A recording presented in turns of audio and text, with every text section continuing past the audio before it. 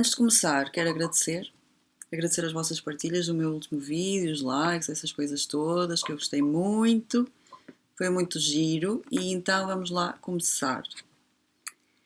Nós vivemos numa época histórica em que o progresso humano é de certo modo definido através de uma imagem futura.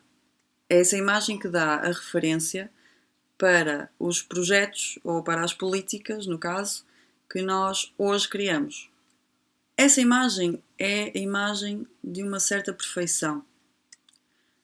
É um futuro onde não existe opressão, não existe pobreza, não existe desigualdade, não existe crime. É claro que isto é uma boa imagem, não podemos negar isso, não é? Mas nós temos aqui duas questões. Pensem nesta imagem, não é? Um mundo perfeito. Então temos duas questões. A primeira é como é que nós chegamos aí? E a segunda é que essa imagem é tão sedutora, tão desejável, que ela é muito facilmente usada por pessoas mal intencionadas para convencer populações inteiras a apoiar qualquer projeto que diga que vai fazer isso, que vai trazer esse futuro maravilhoso. E eu acho que estamos num momento da história em que essa imagem está assim a ser usada. Não propriamente para concretizar essas metas, não é? De erradicar a pobreza e erradicar o crime, mas sim para privar o ser humano comum do seu direito natural à conquista da sua própria liberdade, da verdadeira liberdade, não da licenciosidade ou da autoafirmação, porque esses dois conceitos hoje em dia são vistos como direitos inatos, que basicamente significam faz o que quiseres, tens direito a fazer o que quiseres e toda a gente tem que gramar com isso. Então a conquista da nossa liberdade, a conquista da liberdade é a nossa jornada de vida. E a conquista da liberdade verdadeira implica obrigatoriamente a consciência, implica a decisão, o discernimento, a capacidade do autocontrolo, que é uma construção de vida, é um treino, é uma prática. Implica a capacidade de saber escolher entre o bem e o mal, não a partir do mecanismo de castigo e recompensa do sistema, mas sim a partir da noção da realidade dos valores existenciais. Só que se tudo na nossa vida for determinado por regras, obrigações, proibições, que não são baseadas na estrutura da realidade, mas sim nos objetivos e interesses de quem dita essas regras, isso significa que o nosso livre-arbítrio está de certo modo a ser suprimido. Então, à força de querer implantar essa nova ordem perfeita num tempo que não tem condições para concretizar de facto esse nível de perfeição, os planificadores, os engenheiros sociais, desenvolvem políticas estratégicas para fazer parecer que ela está a ser implementada, essa imagem. Só que é apenas uma implantação nominal e não real. Por causa do que eu disse anteriormente, para esse mundo perfeito acontecer, para se materializar ou se concretizar, a sua construção tem que partir do interior das pessoas, da vontade das pessoas, da escolha, do livre-arbítrio. Se for imposto, e ainda por cima imposto de uma maneira que atrofia a vontade do homem, o livre-arbítrio do homem, é uma escravização. Então eu gostava de explicar mais ou menos como é que funciona essa estratégia de implantação nominal dessa imagem. Vamos começar, por exemplo, pelo crime. Então, nesse mundo perfeito não há crime. Não é que os atos criminosos em si vão ser erradicados a partir dessas políticas estratégicas, né? O que acontece é que não haverá crime, porque a maior parte daquilo que hoje nós consideramos crime deixará de ser considerado crime. Isto pode parecer um bocado estranho, talvez até pareça mentira, mas eu vou-vos mostrar como é que isto já é visível neste tempo. Por exemplo, o tráfico de droga é cada vez mais institucionalizado. Explico. Porque os efeitos que antigamente só as drogas ilegais conseguiam nos proporcionar, agora nós já podemos obtê-los, os efeitos, por meio de drogas farmacêuticas. antidepressivos, essas coisas assim. Ou então drogas já descriminalizadas, porque nós já temos isso também. O consumo de droga, como nós sabemos, né, quer dizer, já existe uma visão diferente sobre isso na sociedade, cada vez mais, não é? Especialmente as drogas leves, já não é uma droga, não é? Já não tem aquele peso que a palavra droga tem. Então nós vemos de facto essa mudança a operar na sociedade. Outro exemplo, e este é grave, acontece de longe a longe, mas vai acontecendo. Gradualmente, certos grupos vão pressionando para baixar, para diminuir a idade de consentimento sexual. E a par disso, vai-se começando a transformar a ideia que nós temos sobre a pedofilia, passando a ser, por exemplo, considerada doença em vez de crime, que implica que a responsabilidade pessoal e intransmissível do pedófilo deixa de existir. É esse o precedente que se abre. Mas pior do que a pedofilia ser considerada doença, é isto que eu vos vou mostrar. Neste vídeo, que eu vou pôr na descrição, é uma TED Talk, é uma psicóloga e criminóloga que trabalha com a polícia holandesa, portanto uma instituição oficial de segurança pública.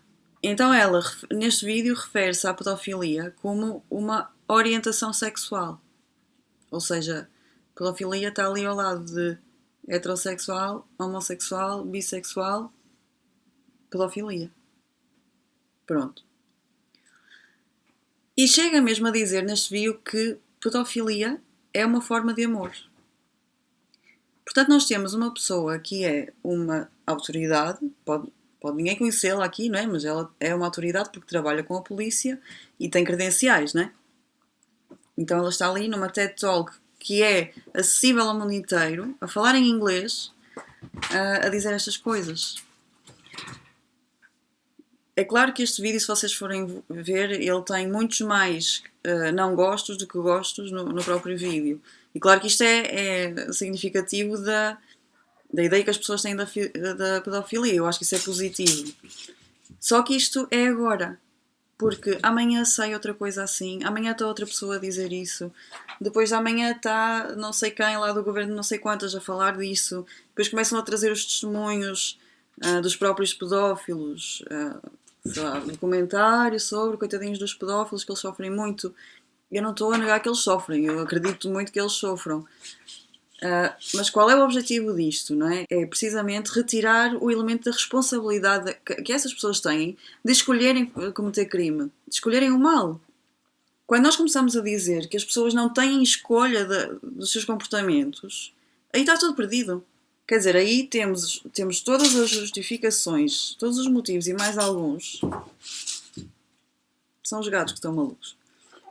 Aí temos... Então aí sim, temos todos os motivos e mais alguns para querermos um governo totalitário e completamente dominador. Então este eu acho que é um exemplo claro de como a escolha das palavras para se descrever um facto pode acabar por alterar o julgamento que nós fazemos do facto. E isso pode conduzir à aceitação de coisas que deviam ser inaceitáveis. Outro exemplo. Não vai haver roubo porque não vai haver propriedade privada. A ideia da transição para a economia sustentável, que está a acontecer agora, certo? Oficialmente, implica uma mudança na forma como o indivíduo comum se relaciona com a propriedade ou se relaciona com os objetos, né? E uma das medidas para fazer essa transição para a sustentabilidade, né, chama-se desmaterialização. A desmaterialização é começar a adquirir serviços em vez de adquirir equipamentos. Então, por exemplo, existem as lavandarias, né? Nós temos isso, que é uma coisa muito útil para muita gente, já foi muito útil para mim, mas temos também máquinas de lavar pessoais, eletrodomésticos em casa. Né? A ideia disto é que num futuro longínquo ou não, isso eu não sei, mas a ideia é que nesse futuro não vai haver máquinas de lavar pessoais domésticas, privadas. Só vão haver as lavandarias. Estou a falar da máquina, mas isto também vai acontecer com os carros, vai acontecer com tudo. Vai acontecer com tudo o que eles puderem tocar. Então é claro que se passa a não existir propriedade privada, como nós a conhecemos, deixa de existir roubo, né? Esta imagem que eu estou a trazer, que é uma espécie de especulação, embora já tenha indícios na nossa realidade atual, é claro que isto nunca vai chegar a um término. Se nós chegarmos mesmo a esse tipo de sociedade a médio e longo prazo, eu não acredito que seja possível sustentar esse tipo de sociedade por causa desse elemento que é o espírito humano, a natureza humana. Acho que não é possível. Acho que vão haver sempre pessoas que percebem o que está a acontecer e que denunciam e que influenciam outras pessoas, que despertam outras pessoas.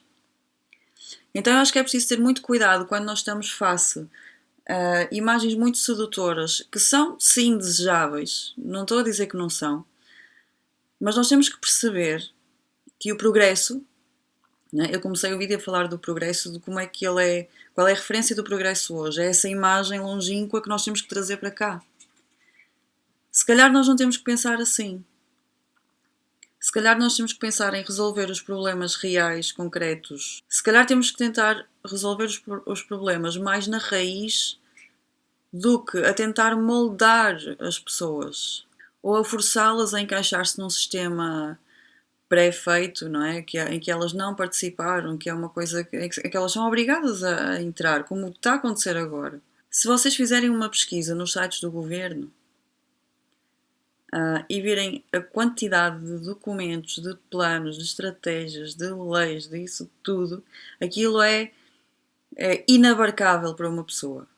Não é? Aquilo é impossível. Como é que é possível? Quer dizer, estamos a falar do sistema, estamos a falar do sistema legal, por exemplo, estamos a falar de transparência da pessoa, do cidadão, que alegadamente vive em democracia. Se ele vive em democracia, ele tem que saber o que é que o governante está a fazer. Mas é impossível a quantidade de documentos que existem, e às vezes documentos de centenas de milhares de páginas, não é de centenas de milhares, é de centenas e de milhares de páginas. É impossível para um cidadão ter tempo e disponibilidade e mais capacidade de compreensão, porque o próprio linguajar às vezes não é muito traduzível para a linguagem corrente, né? Quer dizer, uma pessoa simples como eu, que não faço parte dessa área, mas sou cidadã portuguesa e tenho direito ao voto e essas coisas todas, eu não posso compreender, eu não posso estar a par do que é que eles estão a fazer. Temos também a mesma ou ainda maior carga e quantidade de documentos da União Europeia, que, embora haja algumas pessoas que não achem isto, mas deviam acordar para a vida, as nossas leis neste momento são feitas ou são derivadas de diretivas da União Europeia. Porque isto é literalmente assim. Se vocês não fazem, não há mama. Isto está literalmente escrito nos documentos da União Europeia, nas resoluções. Por isso, pronto, é um facto. Então, quer dizer, para eu estar a par de tudo o que eles estão a fazer, eu tenho que ler os documentos todos da União Europeia e os documentos todos do Governo. Isso é impraticável, obviamente. Mas a questão aqui é que eu não devia ter a necessidade de ir saber o que é que eles estão a fazer. Se eu tenho essa necessidade, e não sou a única, é porque existe uma desconfiança muito grande já instalada entre o povo e o governo. E mais do que isso, existe uma desconfiança entre a pessoa comum e o sistema, o próprio sistema. Este sistema não está a suprir as necessidades reais do ser humano. Pode estar a suprir necessidades de certas pessoas, né? Mas não é um sistema adequado, não é adequado. Pelo menos a forma como ele está agora, em crescimento, não é? Esta coisa do Estado forte, esta ideia de cabeça totalitária, de querer pôr toda a gente dentro do sistema, nem 8 nem 80, não é? Não vamos viver como anarquistas, mas também não temos que ser totalitários. Vamos para o meio. Só que, como eu já expliquei em outro vídeo, a mentalidade hegemónica é pró-socialista. Não é? Portanto, se é pró-socialista, é pró-totalitarismo. Embora esta seja uma palavra feia, não é, que tenha um peso, as pessoas têm que começar a perceber que elas próprias pensam de forma totalitária. Quando elas exigem que o governo resolva tudo, isso é pensar de forma totalitária.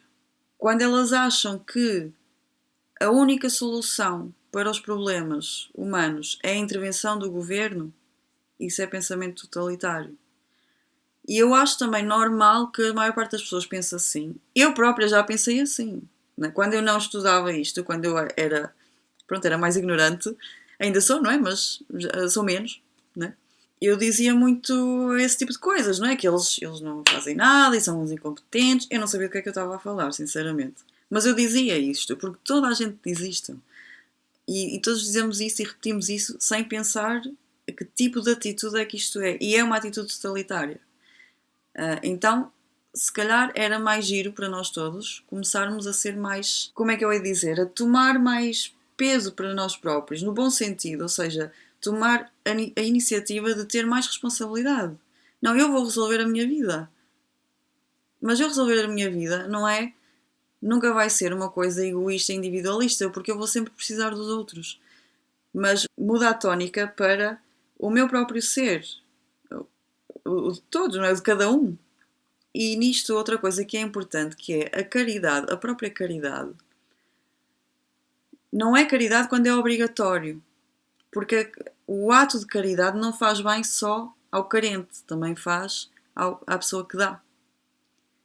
Só que para a pessoa dar, para ser real a caridade, tem que partir da vontade dela e da iniciativa dela e não ser uma imposição.